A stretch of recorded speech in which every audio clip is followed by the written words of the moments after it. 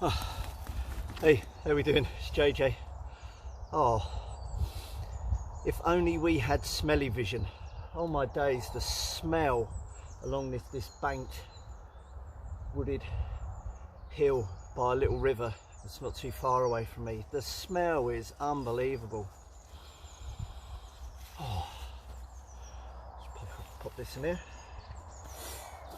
So you might be able to tell already that all this stuff behind me is ramson, wild garlic, allium ursinum. It's a member of the wild onion family, generally found in moist deciduous woodland. Literally 30-40 foot that way is a nice little river that runs along here, and it's early in the season. It's generally when I tend to like to pick it. It's very distinctive. You can pretty much rest assured that if you pick up a lot in your hand, let's find a bigger leaf.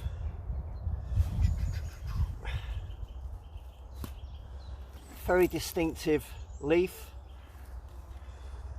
If you roll it up in your hands, rough it up, if that smells of garlic, and that does, wow, it's wild garlic. Allium ursinum, as I say, it's a member of the wild onion family. It's absolutely lovely. It's become really popular in the last few years. For like chefs and cooks and that, add into dishes. If you gather the leaves up and you finely chop them, you can just add it to dishes, add it to salads and things like that, just like chives and that. In a way, it's really nice. Excuse me. But it's fascinating, wild, edible. You can wilt it or blanch it for literally about 30 to 60 seconds. Now you do need to gather quite a lot of it because it will really reduce in size when you wilt or blanch it. And yeah, you can just like add that to, you know, like chops and various other dishes, and it's lovely. I tend to prefer to pick it when it's relatively young, so that the leaves aren't too big, and that way you get more of a really sort of nice, light, delicate taste to it. If the leaves are too big, and also you don't want to be picking it from like a big clump where there's loads of the white flowers, they're just starting to come through here. If the leaves are too big and there's too many clumps of the white flowers, it shows that it's already older, and it'll have a lot stronger distinctive flavour to it, and that can be a bit much for some. But yeah, you've got to be careful when you're picking it, because obviously on like these wooded hillsides there will be things like dog's mercury, which I'll cover in another little video, that grows amongst it. Also lords and ladies, so you've got to be careful with stuff like that. But it's that time of year.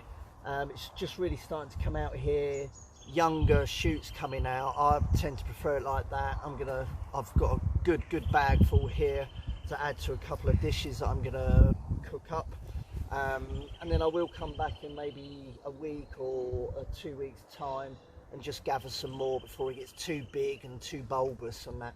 So it's an absolutely lovely product. I mean, look, I've got a lot in there. Can you see that? He says as he falls down. Oh, I've got loads in there. It's my little foraging pouch. And just nailed right on a tree stump, bugger. So yeah, I'm going to use this. I've got enough. I tend to only take a few leaves from scattered about, not just completely taking one clump. There's a road about a quarter of a mile away that's pretty notorious for motorbikes zipping up and down, as you probably just heard. One of my really good friends, Gary Coverdale, Bare Roots Bushcraft and Adventures, last year he put up on YouTube, and he's just recirculated it again, an absolutely amazing recipe using wild garlic, making a wild garlic, and I think it was like a nettle soup. So if you head over to my subscription list and check out Bare Roots Bushcraft and Adventures, scroll back to about a year and watch that video. I tell you, when I watched that last year and I rewatched it again yesterday when he put it back out, I was literally salivating just watching them, him and Claire, pick along on the hillside, then back at their caravan, and then cooking up this wild garlic soup that he made up. I highly recommend that. I'm gonna try and copy that recipe to good effect. But there you go, ramson, wild garlic, sometimes called bear's garlic, wood garlic, and it's really easy to distinguish and identify. But obviously, if you're not really sure, do your research, look at resources, ask people, and people will tell you. But there we go, just a short little video. The smell is absolutely unbelievable. It's intoxicating, it really is. So I'm going to take this back and I'm going to cook this up, and yeah, happy days. Thanks for tuning in. We'll catch up again soon. See you later.